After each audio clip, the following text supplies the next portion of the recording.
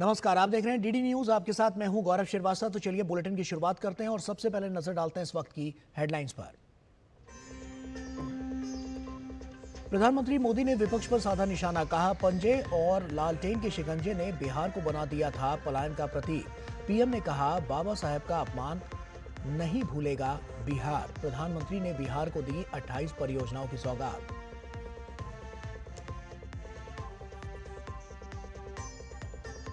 प्रधानमंत्री ने ओडिशा में भाजपा सरकार के 1 साल पूरे होने पर भुवनेश्वर में कहा जनसभा में कहा ओडिशा में आने के लिए मना किया ट्रंप का न्योता। 18,600 करोड़ रुपए से अधिक की लागत वाली कई विकास परियोजनाओं का किया उद्घाटन और शिलान्यास।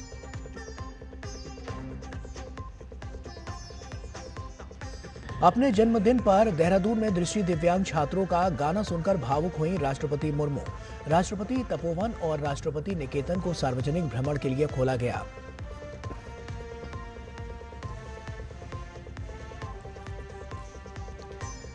ईरान इजराइल के बीच संघर्ष और भीषण। ब्रिटेन, फ्रांस और जर्मनी के विदेश मंत्रियों ने जिनेवा में ईरान के विदेश मंत्री से की वार्ता। अमेरिकी राष्ट्रपति डोनाल्ड ट्रंप संघर्ष पर 2 हफ्ते के भीतर कर सकते हैं फैसला।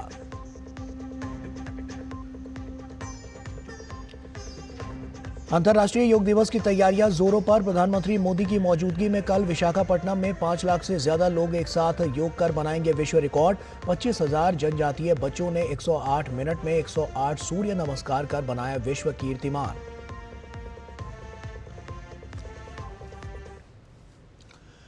और आइए अब बुलेटिन की शुरुआत करते हैं। प्रधानमंत्री नरेंद्र मोदी ने बिहार के सीवान से 5900 करोड़ रुपए से ज्यादा की विकास परियोजनाओं का उद्घाटन और शिलान्यास किया। रेल, ऊर्जा और जल संरक्षण से जुड़ी इन योजनाओं के जरिए राज्य को विकास की नई रफ्तार देने की कोशिश है। प्रधानमंत्री मोदी ने कहा कि बिहार को आगे बढ़ाने के लिए जंगल राज की राजनीति से दूरी जरूरी है। गरीबी हटाने को लेकर उन्होंने बताया कि बीते 10 सालों में रिकॉर्ड 25 करोड़ लोगों ने गरीबी से बाहर निकलने में सफलता पाई है, जिसे वर्ल्ड बैंक ने भी सराहा है। साथ ही हाल ही में हुई विदेश यात्रा का जिक्र करते हुए प्रधानमंत्री ने कहा कि दुनिया भारत की तेजी से हो रही तरक्की से प्रभावित है और बिहार ही की इसमें बड़ी भूमिका होगी। बिहार में बन रहा आधुनिक इंफ्रास्ट्रक्चर बहुत काम आएगा। आज बिहार में रोड, रेल, हवाई यात्रा और जलमार्ग, हर प्रकार के इंफ्रास्ट्रक्चर का पर अभूतपूर्व निवेश हो रहा। एनडीए कैसा बिहार बना रही है, इसका उदाहरण मढ़ौरा रेल फैक्ट्री है, गरीबों के लिए आवास है। अभी जिन परिवारों को मुझे आवास की चाबी देने का मौका मिला, वो इतने आशीर्वाद दे रहे थे, उनके चेहरे पर इतना संतोष था, भाव विभोर थे। जंगल राज वालों ने तो बिहार का विकास इंजन ही ठप कर दिया। अब बिहार में बना इंजन अफ्रीका की रेल चलाएगा।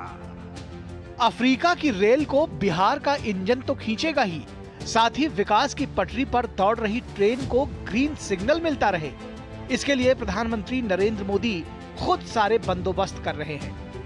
उन्होंने देश के प्रथम राष्ट्रपति राजेंद्र प्रसाद की धरती से 5,900 करोड़ रुपए से अधिक की कई विकास परियोजनाओं की आधारशिला रखने के साथ ही उद्घाटन किया, जिसमें रेल नेटवर्क, जल संरक्षण से लेकर ऊर्जा से जुड़े विकास के काम शामिल हैं। प्रधानमंत्री नरेंद्र मोदी ने कहा कि बिहार की प्रगति के लिए विकास की गति को लगातार बनाए रखना होगा और पुराने समय में शासन में रहे लोगों को दूर रखना होगा।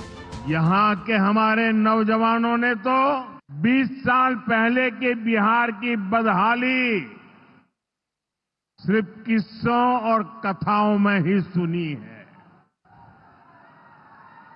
उन्हें बहुत अंदाजा नहीं है कि जंगल राज वालों ने बिहार की क्या हालत बना दी थी। जिस बिहार ने सदियों तक भारत की प्रगति को नेतृत्व दिया, उसको पंजे और लालटेन के शिकंजे ने पलायन का प्रतीक बना दिया था। पंजे और लालटेन वालों ने मिलकर बिहार के स्वाभिमान को बहुत ठेस पहुंचाई।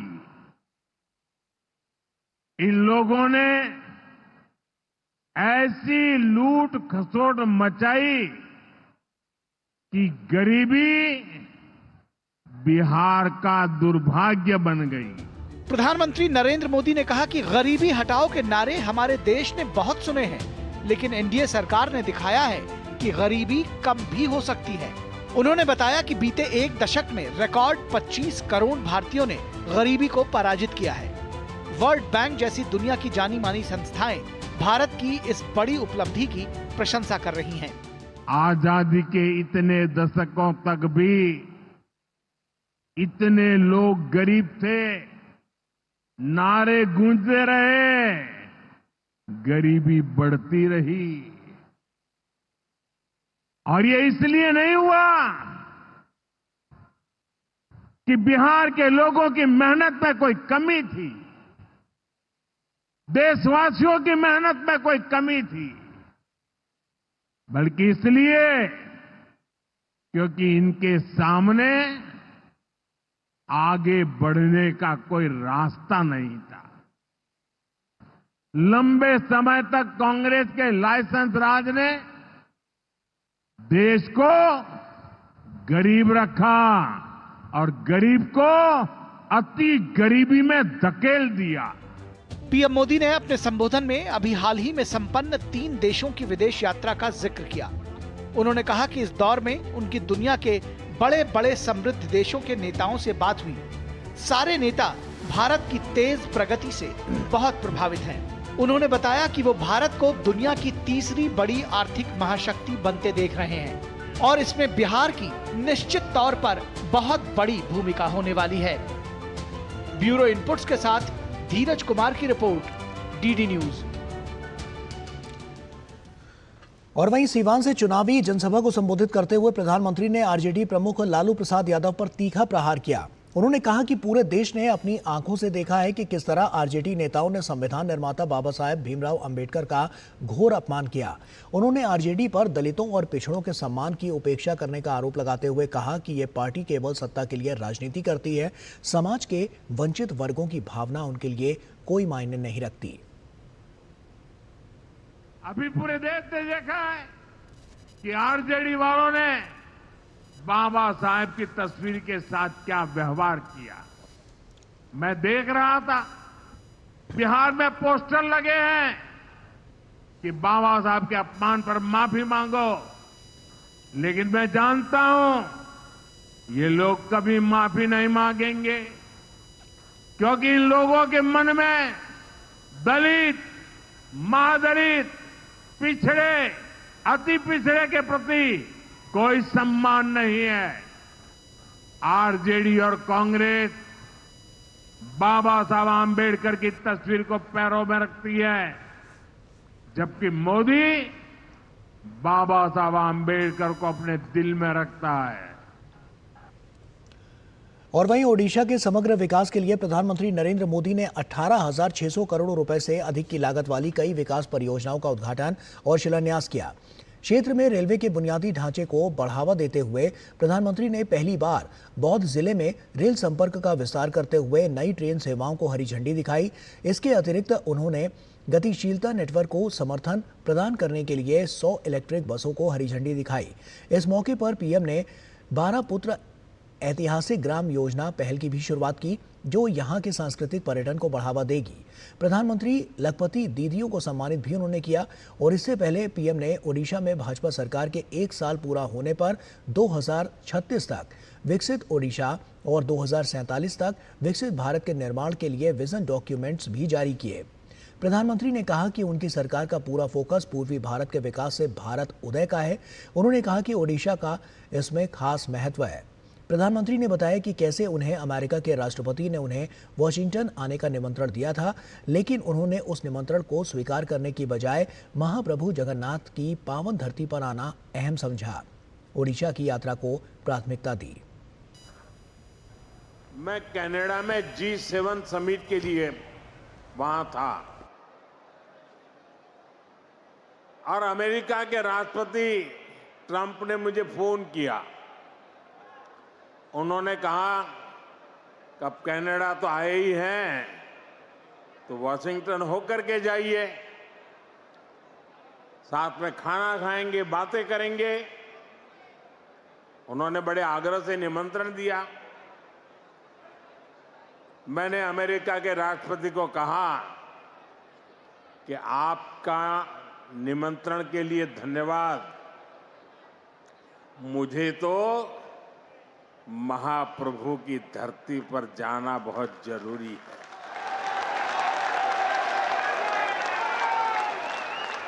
और इसलिए मैंने उनके निमंत्रण को नम्रतापूर्वक मना किया और आपका प्यार, महाप्रभु की भक्ति मुझे इस धरती पर खींच करके ले आई है।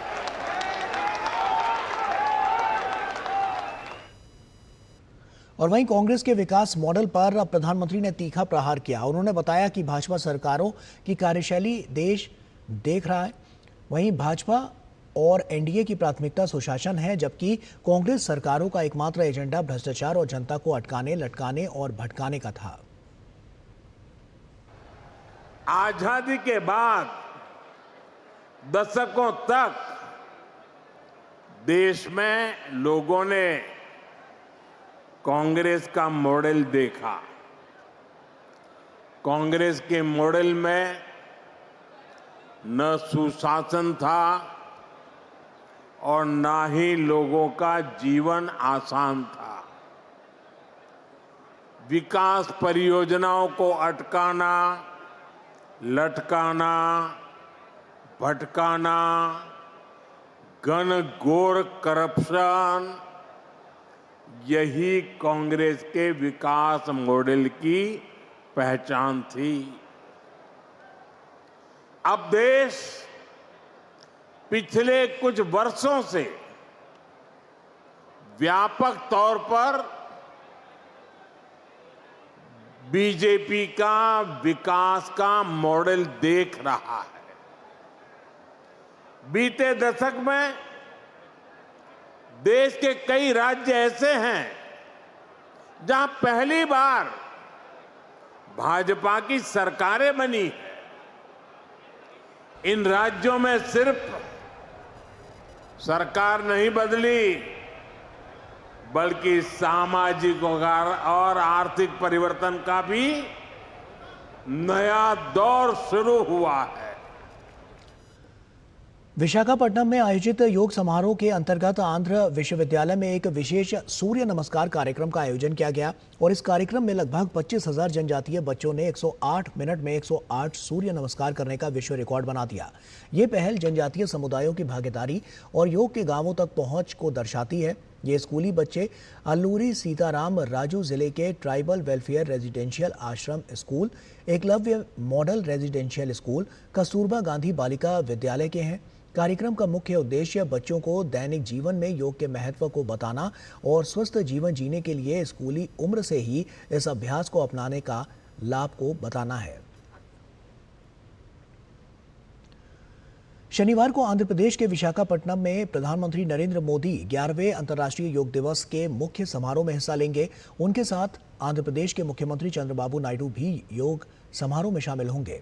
अंतर्राष्ट्रीय योग दिवस के मौके पर 1 लाख जगहों पर लोग योग करेंगे।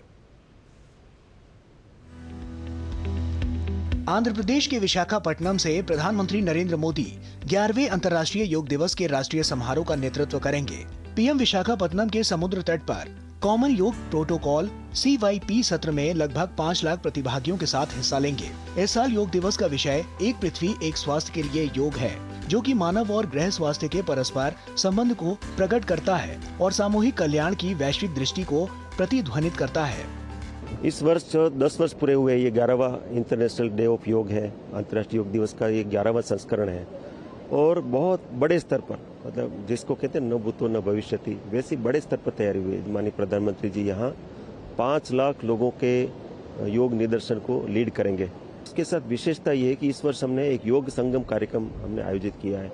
10 लाख लोग इसी समय प्रधानमंत्री जी के साथ योग करेंगे और उसको हम लाइव टेलीकास्ट आपके दूरदर्शन के माध्यम से कर रहे हैं। तो ये यूनिक है, एक साथ 10 लाख जगह पर इतना बड़ा कार्यक्रम होना और प्रमुख जगह पर 5 लाख लोगों का एक वर्ल्ड रिकॉर्ड बनना, ये बहुत बड़ा कार्यक्रम है। योग संगम कार्यक्रम पूरे भारत में 3.5 लाख से अधिक स्थानों पर एक साथ आयोजित किए जाएंगे। योग दिवस के मौके पर कई देशों के प्रतिनिधि भी शामिल होंगे। इसके अलावा 20 देशों के भारत में रहने वाले छात्र छात्राएं भी योग कार्यक्रम में हिस्सा लेंगे। विशाखापट्टनम में योग दिवस के मुख्य समारोह के आयोजन से स्थानीय लोग भी बहुत उत्साहित और खुश हैं। Thank you, Modi ji.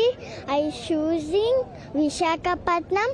I like a yoga day. I do every day yoga. So it's a very happy moment for us, sir. Actually, the International Yoga Day is going to happen here from all over India. People are calling from all over India, not from all over India, all over the world. People are coming from 170 countries. We are very proud and very happy about that. At least 5 to 10% growth will come for us, especially for the Vizagagians. We are celebrating the International Yoga Day. We have completed the 10 years. 11th year is coming. We are arranging the most popular the International Yoga Day in the Visakhapatnam. और ये Guinness world record में जा रहे हैं, तो we are very happy and we have very proud moment about this. प्रधानमंत्री नरेंद्र मोदी खुद are के बीच में जहां पर मेन कार्यक्रम होने वाला है उसमें अंतर्राष्ट्रीय योग दिवस में शिरकत करेंगे, हिस्सा लेंगे और योग करेंगे। उनके साथ आंध्र प्रदेश के मुख्यमंत्री चंद्रबाबू नायडू भी रहेंगे और ये पूरी तरीके से तैयारी चल रही है। यहाँ पर सेंट्रल पार्क विशाखापट्टनम में आप देखिए कि जो 45 मिनट का योग प्रोटोकॉल है उसकी प्रैक्टिस यहाँ पर की जा रही है और बहुत ही जोश है लोगों के बीच में। हम जानते हैं कि योग केवल एक अभ्यास नहीं है बल्कि ये राष्ट्रीय स्वास्थ्य, आंतरिक शांति और वैश्विक कल्याण के लिए एक आंदोलन है। 2015 में इसकी शुरुआत के बाद से जब संयुक्त राष्ट्र महासभा ने 21 जून को अंतर्राष्ट्रीय योग दिवस के रूप में मनाने के भारत के प्रस्ताव को अपनाया, तब से प्रधानमंत्री ने नई दिल्ली, चंडीगढ़, लखनऊ, मैसूर, न्यूयॉर्क, संयुक्त राष्ट्र मुख्यालय और श्रीनगर सहित विभिन्न स्थानों से समारोह का नेतृत्व किया। अंतर्राष्ट्रीय योग दिवस तब से शक्तिशाली वैश्विक स्वास्थ्य आंदोलन के रूप में विकसित हुआ है। ब्यूरो इनपुट के साथ नितेंद्र सिंह और अमरेंद्र गुप्ता की रिपोर्ट, जीडी न्यूज। और प्रधानमंत्री नरेंद्र मोदी आंध्र प्रदेश के विशाखापट्टनम में शनिवार को अंतर्राष्ट्रीय योग दिवस कार्यक्रम में शामिल होंगे। इसे लेकर लगभग सारी तैयारियां पूरी की जा चुकी हैं और योग दिवस से पूर्व इस वक्त मानो पूरा शहर योग नगरी में तब्दील हो गया है। हर सड़क, दीवार या बिल्डिंगों पर प्रधानमंत्री नरेंद्र मोदी के स्वागत के साथ योग के संदेश भी नजर आ रहे हैं। देखिए विशाखापट्टनम में मौजूद हमारे सहयोगी अमरेंद्र गुप्ता की ये खास रिपोर्ट। मैं इस समय आंध्र प्रदेश के विशाखापट्टनम में हूं और विशाखापट्टनम इस वक्त योग नगरी के रूप में नजर आ रहा है। पूरे विशाखापट्टनम की बात करें तो अंतर्राष्ट्रीय योगा दिवस को लेकर जगह जगह पोस्टर्स और बैनर लगे हुए हैं जहां पर प्रधानमंत्री नरेंद्र मोदी का वेलकम किया जा रहा है।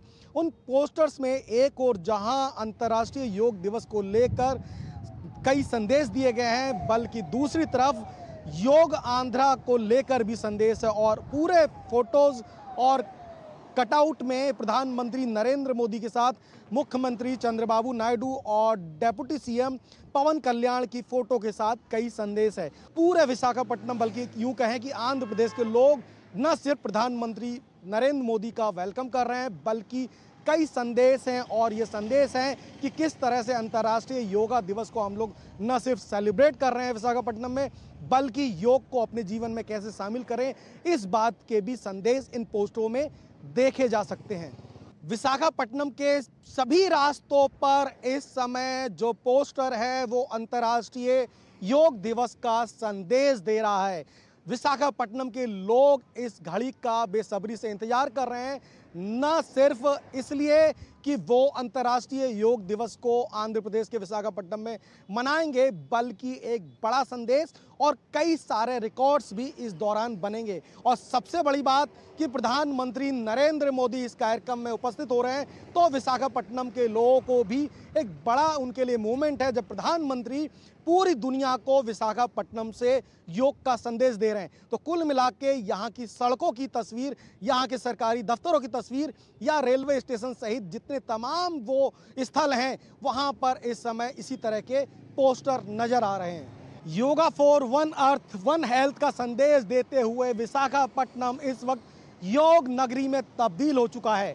इस वक्त पूरे विशाखापट्टनम की जो तस्वीर है वो खासा आकर्षित करती है, क्योंकि यहाँ की जो सड़कें हैं वो पोस्टरों से पटी हुई हैं और बड़े बड़े पोस्टर्स और कटआउट हैं जिस पर प्रधानमंत्री नरेंद्र मोदी की तस्वीर के साथ उनका वेलकम किया गया है और योग को लेकर कई संदेश दिए गए हैं। वहीं दूसरी ओर बात करें तो विशाखापट्टनम की सड़कों पर भी कई संदेश नजर आ रहे हैं। इस तरह की वॉल जो है पूरे विशाखापट्टनम शहर की बात करें तो संदेश दे रही हैं और बता रही हैं कि वन अर्थ और वन हेल्थ के लिए योग कितना कंपलसरी है और किस तरह से योग को अपने जीवन में हम समाहित कर सकते हैं। आंध्र प्रदेश के लोग और खासकर बात करें विशाखापट्टनम के लोग, वो इस समय खासे उत्साहित हैं, खासे प्रफुल्लित हैं। उन सभी का मानना है कि ये बहुत बड़ा मौका है जब अंतर्राष्ट्रीय योग दिवस को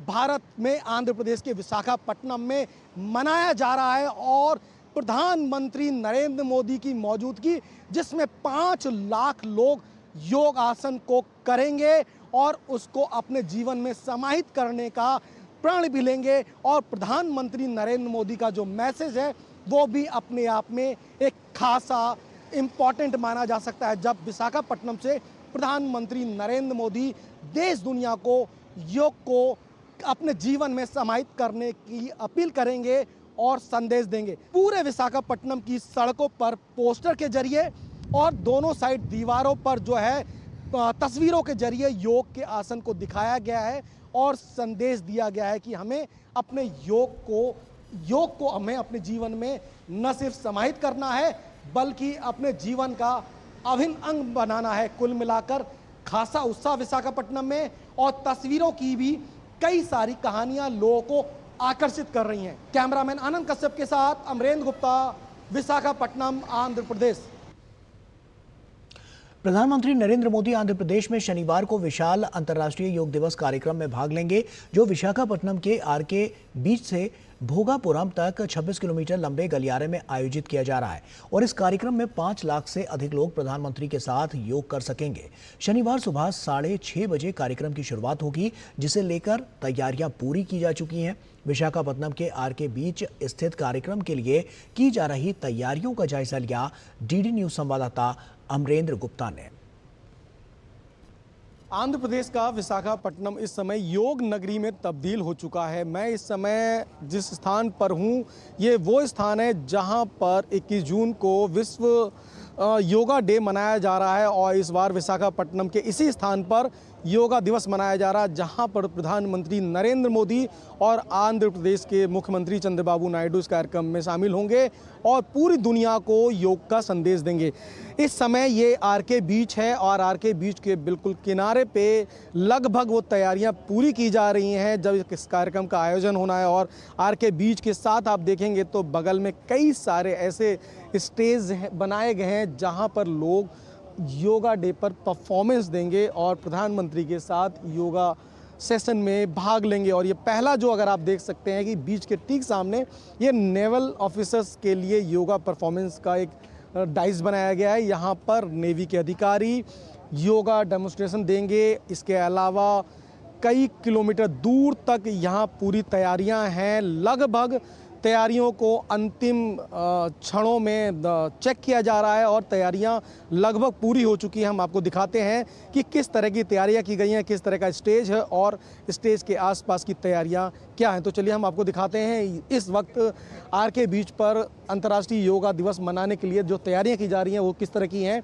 yoga for one earth one health की थीम पर पूरे इस पंडाल को सजाया जा रहा है, जो मेन कहें वेन्यू जो आरके बीच के सामने है, वहाँ पर स्टेज की तैयारियां लगभग पूरी हो चुकी हैं। सामने आप देख सकते हैं कि ये मुख्य स्टेज है जहाँ पर प्रधानमंत्री नरेंद्र मोदी योग को लेके पूरे देश और दुनिया को संदेश देंगे। यहाँ पर उनके साथ जो है मुख्यमंत्री चंद्रबाबू नायडू और आंध्र प्रदेश के डेप्यूटी सीएम जो है पवन कल्याण मौजूद रहेंगे।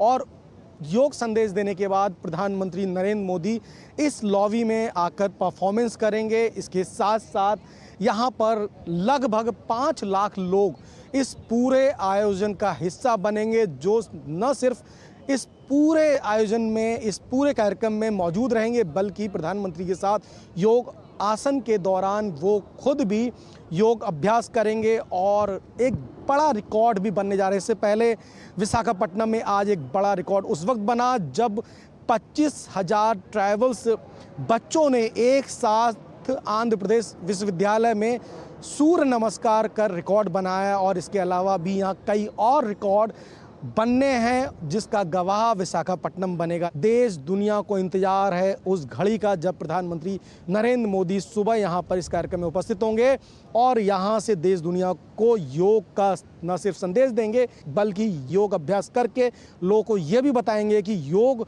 हमारे जीवन का कितना अभिन्न अंग है। पूरी दुनिया आज योग की तरफ बढ़ रहा है, तो भारत की एक बड़ी देन पूरी दुनिया को भी है। इसलिए योग को न सिर्फ हमें स्वीकार करके अपने रूटीन का हिस्सा बनाना है, बल्कि योग के प्रचार प्रसार के लिए लगातार काम करना है। तो कुल मिला के इस बड़े आयोजन की लगभग पूरी तैयारियां की जा चुकी हैं और अब पूरे देश और दुनिया को इंतजार है सुबह प्रधानमंत्री नरेंद्र मोदी के आने का, जब वो विशाखापट्टनम से देश दुनिया को योग का संदेश देंगे। कैमरामैन आनंद कश्यप के साथ अमरेंद्र गुप्ता, डीडी न्यूज, विशाखापट्टनम, आंध्र प्रदेश। और वहीं योग दिवस के मौके पर विशाखापट्टनम में आयोजित हो रहे कार्यक्रम को लेकर यहां के लोगों में खासा उत्साह है। देर रात तक लोगों ने अलग अलग समूहों में योगा अभ्यास किया। डीडी न्यूज के साथ बातचीत करते हुए विशाखापट्टनम के लोगों का कहना है कि वो पहली बार प्रधानमंत्री के साथ बैठकर न सिर्फ योगा अभ्यास करेंगे, बल्कि इस दौरान कई रिकॉर्ड भी बनेंगे, जिसे लेकर वो सभी खासे उत्साहित हैं। देखिए विशाखापट्टनम में मौजूद हमारे सहयोगी अमरेंद्र गुप्ता की ये खास रिपोर्ट। ये एक वो बड़ा मौका है जब प्रधानमंत्री नरेंद्र मोदी जो है आंध्र प्रदेश के विशाखापट्टनम में आरके बीच और आंध्रा यूनिवर्सिटी कैंपस में लगभग 5,000 लोगों के साथ योग अभ्यास करेंगे। और सबसे बड़ी बात यह है कि प्रधानमंत्री के इस विजिट को लेकर आंध्र प्रदेश के लोगों में खासा उत्साह है और सबसे ज़्यादा उत्साह है विशाखापट्टनम के लोगों में कि वो प्रधानमंत्री की उपस्थिति में योग आसन को करें। लगभग एक तस्वीर, और मैं इस समय हिंदुस्तान पेट्रोलियम कॉर्पोरेशन लिमिटेड यानी कि एचपीसीएल के कैंपस में हूं, जहां पर एचपीसीएल के लोग इस समय योगाभ्यास कर रहे हैं, योगा की प्रैक्टिस कर रहे हैं, ताकि कल हम लोग पूरे जोश से योगा का हम लोग प्रदर्शन करें। प्राइम मिनिस्टर मोदी के साथ हम लोग भी योगा करें और ये एक मौका है, बच्चे हो बूढ़े हो जो भी हो वो किसी भी दिन योगा का प्रैक्टिस शुरू कर सकते हैं। और इससे हम लोग पूरे दिन काम करके अभी इतना रिलैक्स लग रहा है कि ये मैसेज हम लोग पूरा सारे देश को और सारी दुनिया को देना चाहते हैं कि योगा कीजिए और स्वस्थ बनिए। इंटरनेशनल योगा डे विशाखापट्टनम में मनाया जा रहा है। ये हमारी बहुत खुशकिस्मती है कि प्रधानमंत्री हमारे साथ यहाँ पे योगा करने आ रहे हैं। योगा दिवस जैसे आप जानते हैं, yoga is a event which unites body, mind and soul. और ये यूनाइट करने के लिए अगर प्राइम मिनिस्टर जैसा कोई व्यक्तित्व यहाँ आता है, इससे बड़ी खुशकिस्मती हम कोई नहीं समझ सकते हैं। और आज यहाँ पे जो योगा करने जा रहा है, ये शायद विश्व में सबसे ज़्यादा लोग एक साथ योगा करने वाले हैं। तो ये एक बहुत बड़ा एक लैंडमार्क है। सभी देशवासियों को 11वें इंटरनेशनल योगा दिवस के लिए बधाइयाँ देना चाहती हूँ। और सबसे बड़ी खुशी की बात ये है कि हमारे जो प्रधानमंत्री मोदी जी हैं वो विशाखापट्टनम पे आ रहे हैं इतने बड़े दिन को सेलिब्रेट करने के लिए। हम सब यहाँ पे, ऐसा आप लोग देख सकते हैं, हम सब यहाँ पे प्रैक्टिस ही कर रहे हैं ताकि कल हम उनके सामने एक बहुत अच्छा प्रदर्शन कर सके योगा का, ताकि वो सभी योगा दिवस में पार्टिसिपेट करें, अपने स्वास्थ्य के बारे में योगा दिवस की उसमें स्वास्थ्य अपना सही करें। प्राउड की बात है कि हम लोग भी अभी प्रैक्टिस कर रहे हैं और ताकि हम कल उनके साथ योगा कर सके। हमेशा उनको ऐसे थैंक यू बोलना चाहिए कि हम योगा जैसी चीज़ जो है आज इंटरनेशनली इतना ज़्यादा रिकॉग्नाइज हो पा रही है उनकी वजह से। So thank you Modi ji and thank you हमारे देशवासियों को जिन्होंने इस कैंपेन को बढ़ाने में सबकी मदद करी। कुछ ही घंटे बचे हैं जब ये सभी लोग प्रधानमंत्री के साथ योगाभ्यास करेंगे और इसके लिए उन्होंने खासी तैयारियां की हुई हैं और लगातार लगभग पूरे विशाखापट्टनम में इस समय तकरीबन रात हो चुकी है। लोग लगातार योग के आसनों को कर रहे हैं और वो प्रैक्टिस कर रहे हैं जिससे वो कल प्रधानमंत्री की उपस्थिति में योग के आसन को कर सकें और जो प्रधानमंत्री नरेंद्र मोदी का जो संदेश है देश दुनिया को योग को लेकर उसमें भी वो शामिल हो सकें। कैमरा पर्सन आनंद कश्यप के साथ अमरेंद्र गुप्ता, विशाखापट्टनम, आंध्र प्रदेश। और आंध्र प्रदेश के विशाखापट्टनम के मोका विजया कुमार देश के एक ऐसे अनोखे पेंटर हैं जो मिलेट की पेंटिंग्स के जरिए सामाजिक और सांस्कृतिक संदेशों को प्रसारित कर रहे हैं। प्रधानमंत्री नरेंद्र मोदी के विचारों से प्रभावित होकर मोका विजया कुमार ने मिलेट की पेंटिंग्स बनाने की शुरुआत की और जब इस बार विशाखापट्टनम में अंतर्राष्ट्रीय योग दिवस मनाया जा रहा है, ऐसे में उन्होंने मिलेट पेंटिंग के जरिए प्रधानमंत्री नरेंद्र मोदी की योग के आसनों को करते हुए तस्वीर बनाकर प्रधानमंत्री के योग के संदेश को प्रसारित किया है। साल 2015 से अंतर्राष्ट्रीय योग दिवस मनाना प्रारंभ हुआ और इस साल 11वां अंतर्राष्ट्रीय योग दिवस आंध्र प्रदेश के विशाखापट्टनम में मनाया जा रहा है, जहां पर प्रधानमंत्री नरेंद्र मोदी खुद मौजूद रहेंगे और योगासन करके देश दुनिया को संदेश देंगे। ऐसे में आज विशाखापट्टनम के लोग खासे उत्साहित हैं और अपने अपने तरीके से प्रधानमंत्री का आभार जता रहे हैं। कुछ तस्वीरें भी इसमें जो है कुछ कहानी बयां कर रही हैं। मैं इस तस्वीर की बात करता हूं जिसमें आप देख सकते हैं कि प्रधानमंत्री नरेंद्र मोदी योग आसन में बैठे हुए हैं और योग करते हुए नजर आ रहे हैं। इसके अलावा अलग अलग योगा आसन की तस्वीरें हैं प्रधानमंत्री नरेंद्र मोदी की और अंतर्राष्ट्रीय योग दिवस के मौके पर यह तस्वीर कुछ और भी कहानी बयां कर रही है। जिस आर्टिस्ट ने प्रभावित होकर इस तस्वीर को बनाई है, हमारे साथ मोका विजय कुमार हैं जो भारत के पहले मिलेट आर्टिस्ट हैं जो मिलेट्स के द्वारा तरह तरह की तस्वीर बनाकर एक संदेश देते हैं। विजय जी नमस्ते। सबसे पहले तो बधाई। और ये प्रेरणा कहाँ से आई और आज आप इंटरनेशनल योगा डे के मौके पर प्रधानमंत्री जी की तस्वीर जो आपने बनाई है इसके पीछे क्या मैसेज है? वो मेरा को अच्छा मौका मिले तो प्रधानमंत्री जी के लिए ये बना रहे, वो सभी को भी मैसेज भी है इम्पोर्टेंट। प्रधानमंत्री मैसेज कर रहे, मैं आज से मैसेज दिखा रहे, योगा का मैसेज है देन मिलेट्स का मैसेज है। ये मेरा को अच्छा मौका मिलेगा प्रधानमंत्री जी को देने के लिए, मैं वेट कर रहे, वो मिलेगा मेरा को चांस देख के। किस तरह के मैसेज इससे पहले आप दे चुके हैं और कौन कौन से ओकेजन पे दिए हैं आपने? वो मैं दिवाली के लिए लक्ष्मी देव को कर दिया, शिवरात्रि को शिव को कर दिया, ऐसा बुद्धा पौर्णिमा में बुद्ध को कर दिया, ऐसा और रमजान के लिए वो मस्जिद कर दिया, क्रिसमस के लिए जीसस को कर दिया। ऐसा फुल मेरा एम वो ये आर्टिस्ट है, मैं सभी करने के लिए दिखा के मिलेट्स में प्रमोट करके सभी आदमी मिलेट्स खाना पड़ेगा। क्यों बोलो तो this is the healthy food. इन तस्वीरों के माध्यम से जो मिलेट आर्टिस्ट हैं विजय कुमार, वो संदेश देना चाहते हैं कि न सिर्फ हमें देश दुनिया में जो भारत की पहचान है उसको कायम करने के लिए उन चीज़ों को जीवन में शामिल करना है, और आज जब इंटरनेशनल योगा डे हम मना रहे हैं तो योगा को भी प्रधानमंत्री नरेंद्र मोदी से इंस्पायर्ड होकर हमें जीवन में शामिल करना है। कैमरा पर्सन आनंद कश्यप के साथ अमरेंद्र गुप्ता, डीडी न्यूज़, विशाखापट्टनम, आंध्र प्रदेश। और केंद्रीय गृह एवं सहकारिता मंत्री अमित शाह ने मुंबई में अंतर्राष्ट्रीय सहकारिता वर्ष के उपलक्ष्य में एक राष्ट्रीय संगोष्ठी को संबोधित किया। गृह मंत्री अमित शाह ने सहकारिता आंदोलन की महत्ता और सरकार की ओर से उठाए गए बड़े कदमों पर प्रकाश डालते हुए कहा कि पूरी दुनिया के लिए सहकारिता एक आर्थिक व्यवस्था है, लेकिन भारत के लिए यह पारंपरिक जीवन दर्शन है। पूरी दुनिया के लिए सहकारिता एक आर्थिक व्यवस्था हो सकती है, परंतु भारत के लिए सहकारिता एक हमारे पारंपरिक जीवन का दर्शन है। साथ में आना, साथ में सोचना, साथ में काम करना, एक ही लक्ष्य के और साथ में जाना और सुख और दुख दोनों में साथ निभाना, ये भारत के जीवन दर्शन की आत्मा है। और केंद्रीय गृह एवं सहकारिता मंत्री अमित शाह ने बताया कि सहकारिता से सफलता के प्रयासों पर भी जोर दिया। गृह मंत्री अमित शाह ने कहा कि देश में अमूल, इफ्को, क्रिब्को और नाफेड सहित कई संस्थाओं ने सफलता की गाथाएं रची हैं। सहकारिता आंदोलन के तहत ही अमूल, इफ्को, क्रिब्को या नाफेड, ये सभी संस्थाओं ने ढेर सारी सफलता की गाथाएं रची। मैं गुजरात से आता हूं।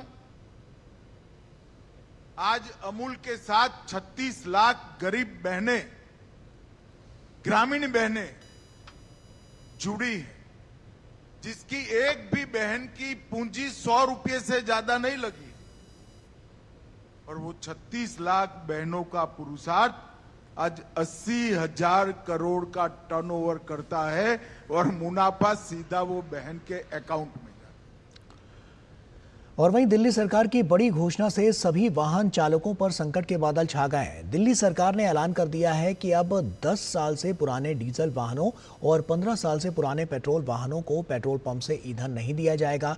दिल्ली में 1 जुलाई से इन गाड़ियों को सुप्रीम कोर्ट के नियमों के हिसाब से जब्त भी किया जाएगा।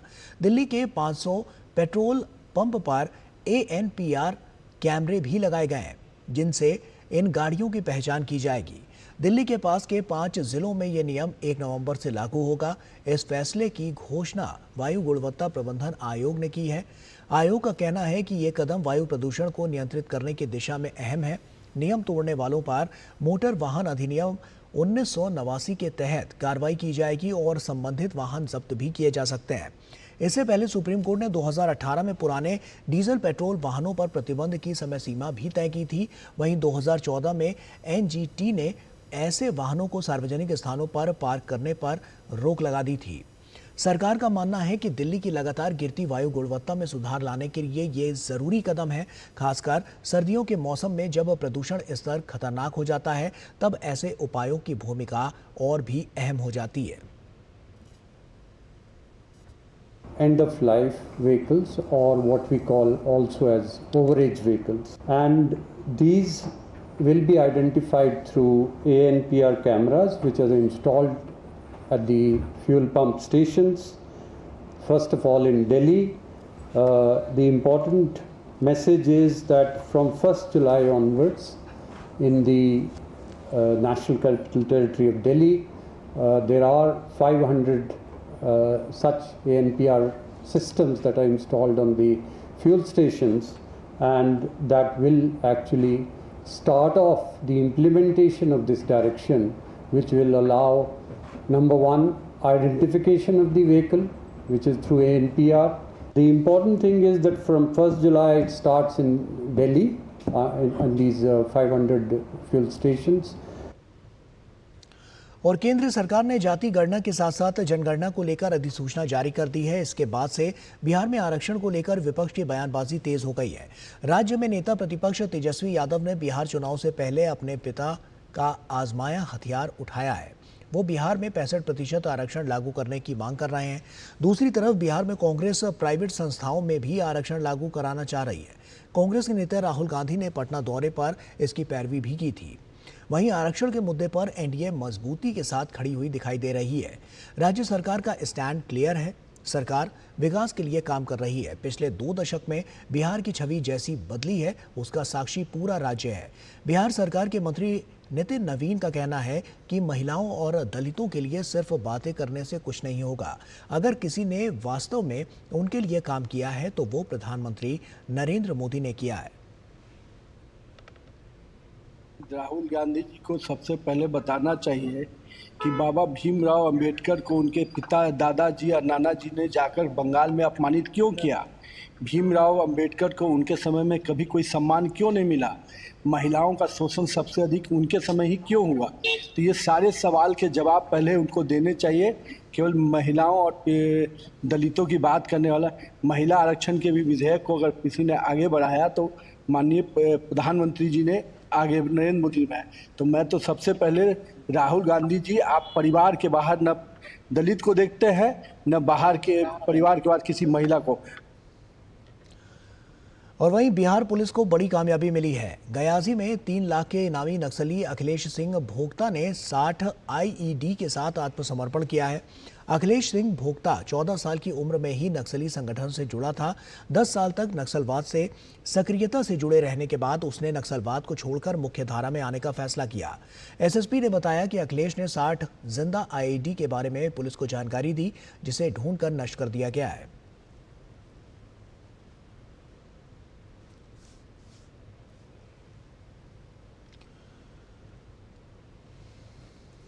और विदेश राज्य मंत्री और पर्यावरण, वन एवं जलवायु परिवर्तन राज्य मंत्री कीर्तिवर्धन सिंह 21 से 28 जून 2025 तक मोजाम्बिक और जिम्बाब्वे की आधिकारिक यात्रा पर रहेंगे। विदेश मंत्रालय प्रवक्ता रणधीर जायसवाल की तरह से जारी एक बयान के मुताबिक इस दौरे के दौरान विदेश राज्य मंत्री मोजाम्बिक की स्वतंत्रता की 50वीं वर्षगांठ समारोह में भारत का प्रतिनिधित्व करेंगे और इसी के साथ भारत और मोजाम्बिक के बीच कूटनीतिक संबंधों की 50वीं वर्षगांठ भी मनाई जाएगी।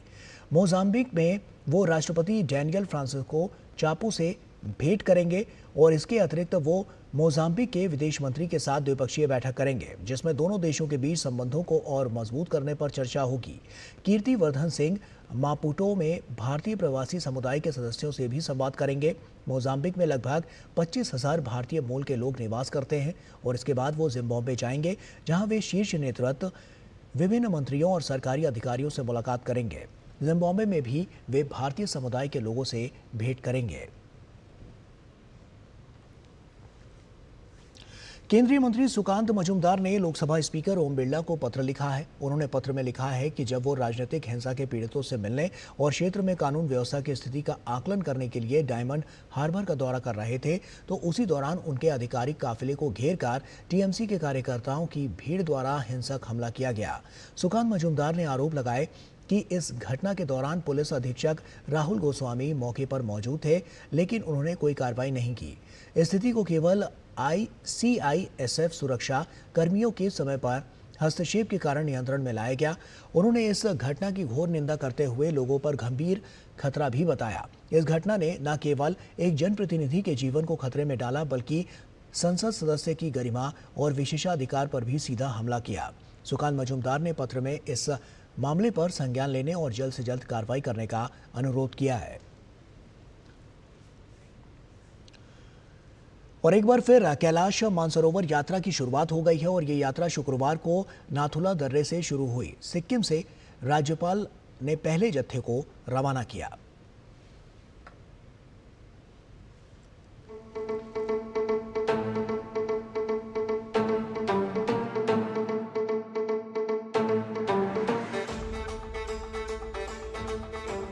पांच साल के अंतराल के बाद शुक्रवार से सिक्किम से कैलाश मानसरोवर यात्रा की शुरुआत हो गई है। सिक्किम के राज्यपाल ओम प्रकाश माथुर ने कैलाश मानसरोवर यात्रा को हरी झंडी दिखाई। राज्यपाल ने कहा कि 5 वर्ष के बाद केंद्र सरकार के प्रयासों से ये यात्रा फिर से आरंभ हो पाई है। सहयोग के लिए उन्होंने सिक्किम की जनता का भी आभार जताया। 5 वर्षों से हमारा सबसे पूजनीय और सबसे बड़ा आस्था का केंद्र किसी कारणवश बंद था, वो आज पुनः केंद्र सरकार के सहयोग से और केंद्र सरकार के प्रयत्नों से आज पुनः चालू हुआ है। और मैं सिक्किम की पूरी सरकार, स्टेट सरकार और सिक्किम वासियों का भी आभार मानता हूं कि उन्होंने 2-3 दिन से लगातार उनका अच्छा सेवा की है। और सिक्किम के हमारे सारे मंत्रिमंडल के जो यहाँ आए हुए लोग हैं, उनका भी सौभाग्य है कि हमें इस बड़े तीर्थ यात्रा को पहले ग्रुप को रवाना करने का मौका मिला। आईटीबीपी के सीएमओ ने कहा कि कैलाश मानसरोवर यात्रा के दौरान यात्रियों को दी जाने वाली स्वास्थ्य सुविधाओं का विशेष ध्यान रखा जा रहा है। 36 batch of yatris basically who were basically cleared for this yatra, and after ensuring all the cardiovascular fitness. And further, they acclimatized en route by our medical team, 3 medical officers. And on scrutiny, more or less, I'm happy to say that other than age-related issues and minor issues, more or less their parameters are within acceptable levels. Mansarovar यात्रा पर जा रहे श्रद्धालुओं में खासा उत्साह रहा। उन्होंने प्रधानमंत्री नरेंद्र मोदी का आभार व्यक्त किया। This yatra is very important for me. And I thank the Prime Minister of India, Mr. Narendra Modi, for facilitating the services by talking with the China government. And also I thank the Andhra Pradesh Chief Minister, Mr. N. Chandrababu Naidu, for facilitating all this yatra, all throughout the yatra. And I'm very thankful to the God as well for inviting me to his holy abode. A call from Lord Shiva is very, very important for every Hindu. Kailash Mansarovar यात्रा हिंदू, बौद्ध, जैन और बौन धर्म के अनुयायियों के लिए एक पवित्र तीर्थ यात्रा है, जो कैलाश पर्वत और मानसरोवर झील तक की जाती है। कैलाश पर्वत को हिंदू धर्म में भगवान शिव का निवास स्थान माना जाता है, जबकि मानसरोवर झील को पवित्र और आध्यात्मिक शुद्धता का प्रतीक माना जाता है। Bureau report, DD news. भारतीय नौसेना का आईएनएस तेग मॉरिशस के पोर्ट लुइस का दौरा कर रहा है। इस दौरान आईएनएस तेग मॉरिशस की राष्ट्रीय तट रक्षा के जहाजों और विमानों के साथ मिलकर विशेष आर्थिक क्षेत्र की निगरानी करेगा। ये मिशन भारत की वैश्विक संसाधनों की सुरक्षा सुनिश्चित करने की प्रतिबद्धता को दर्शाता है। आईएनएस तेग भारत की सागर नीति के तहत क्षेत्रीय समुद्री साझेदारी को भी मजबूती देता है। ये जहाज 21 जून 2025 को अंतर्राष्ट्रीय योग दिवस भी मनाएगा, जिसमें भारतीय नौसेना, एनसीजी और प्रवासी भारतीयों के सदस्य एक संयुक्त योग सत्र का आयोजन करेंगे। छत्तीसगढ़ के कोरबा जिले में इन दिनों एक खास मेहमान ने डेरा जमाया हुआ है। 7 समंदर पार से उड़कर आए प्रवासी पक्षी एशियन ओपन बिल स्टॉर्क बड़ी संख्या में यहां दिखाई दे रहे हैं। प्रकृति प्रेमियों और पक्षी विशेषज्ञों के लिए ये दृश्य किसी तोहफे से कम नहीं है। देखिए डीडी न्यूज के संवाददाता सोमेश पटेल की छत्तीसगढ़ से ये खास रिपोर्ट। मॉनसून का संदेश लेकर कोरबा के कनके पहुंचे खूबसूरत प्रवासी पक्षी। खूबसूरत Asian open bill stork bird ने बनाया अपना घोंसला। साइबेरिया और ऑस्ट्रेलिया में पाए जाते हैं Asian open bill stork bird. किसानों के मित्र होते हैं Asian open bill stork bird. स्थानीय भाषा में इन्हें घोंगिल पक्षी के नाम से भी जाना जाता है।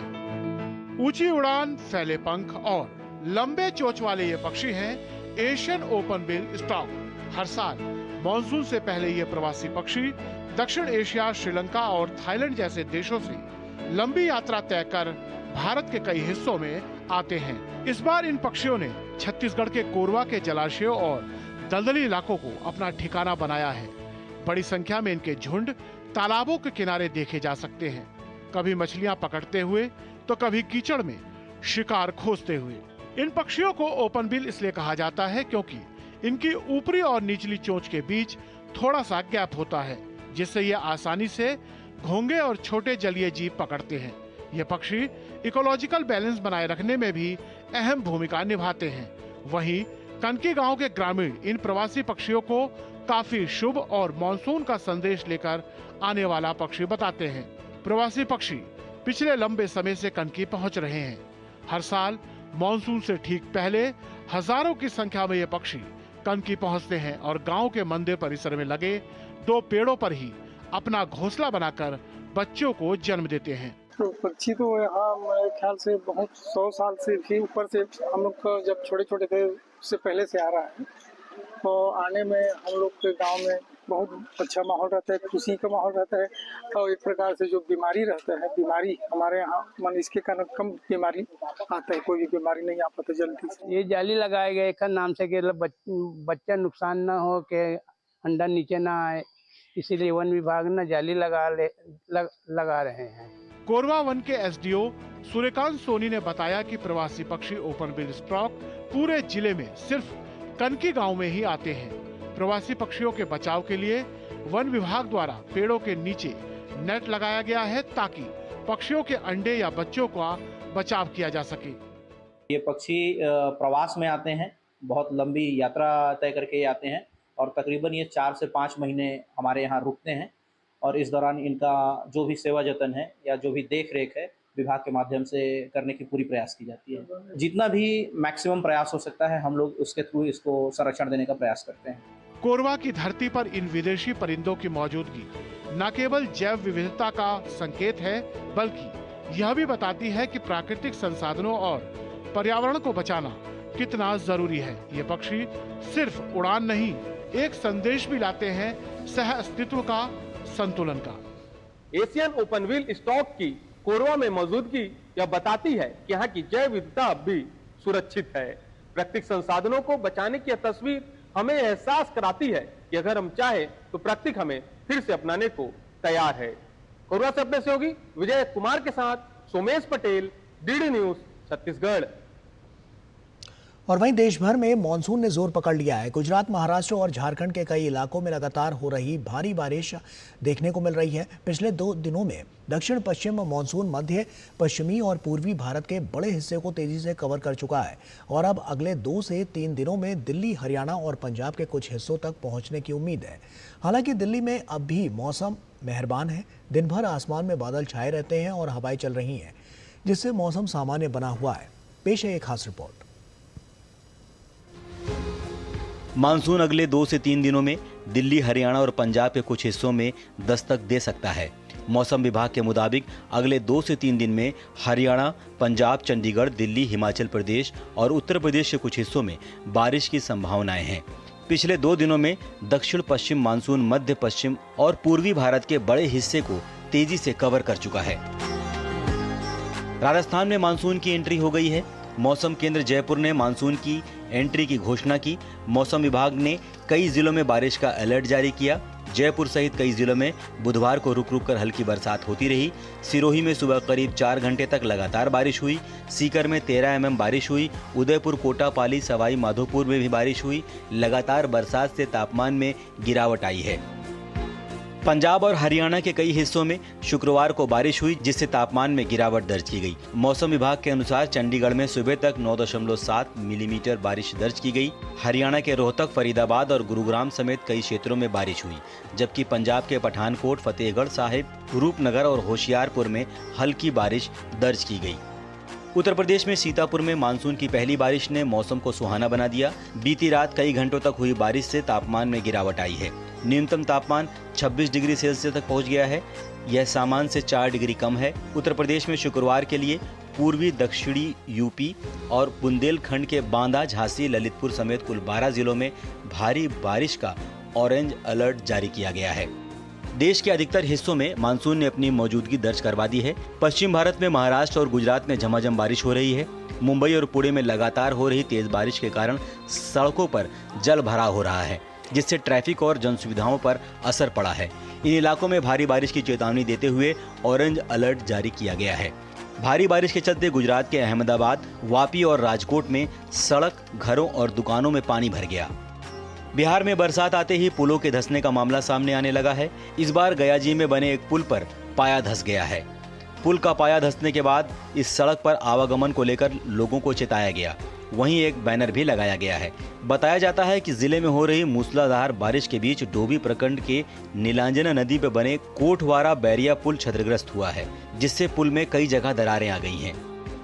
अभी सूचना मिली, हम लोग आके देखे हैं। अब इसकी जांच होगी, तकनीकी पदाधिकारी से जांच करवाएंगे, डीएम सर से बात करते हैं। उसके बाद जो रिपोर्ट आता है उसके बेसिस पर हम लोग कंक्लूजन पे आएंगे। अभी तो थोड़ा सेफ नहीं लग रहा है, तो हम इसको बंद करवा देंगे। पूर्व, पश्चिम, उत्तर, दक्षिण और उत्तर पूर्व भारत में अति भारी बारिश की चेतावनी के साथ कई राज्यों में रेड और ऑरेंज अलर्ट जारी किया गया है। झारखंड, बिहार, ओडिशा और छत्तीसगढ़ में भी भारी बारिश का रेड अलर्ट जारी किया गया है। उत्तराखंड, जम्मू कश्मीर, लद्दाख, मुजफ्फराबाद में 22 से 25 जून को तेज बारिश होने की संभावना है।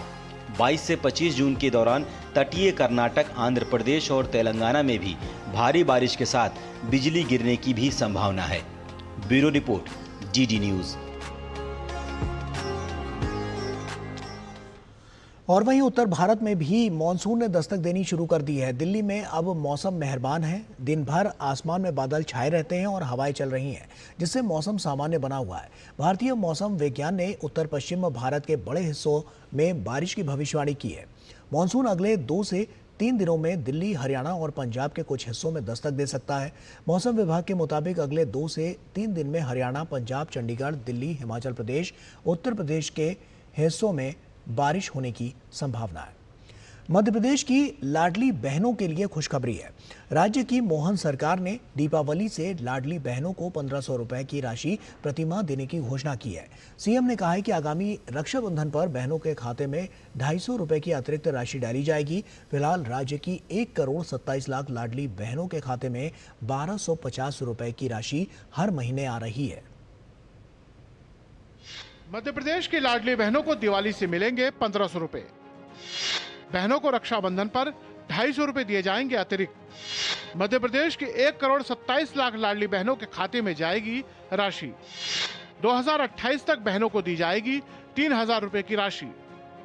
मध्य प्रदेश की डॉक्टर मोहन यादव सरकार राज्य की लाडली बहनों को आर्थिक तौर पर और मजबूत करने जा रही है।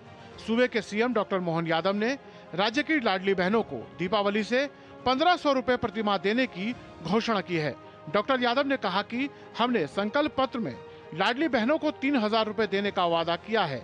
इसे हम क्रमिक तौर पर 2028 तक पूरा करेंगे। उन्होंने कहा कि अपने संकल्प के अनुरूप हम पहले 1000 रुपए प्रतिमाह दे रहे थे।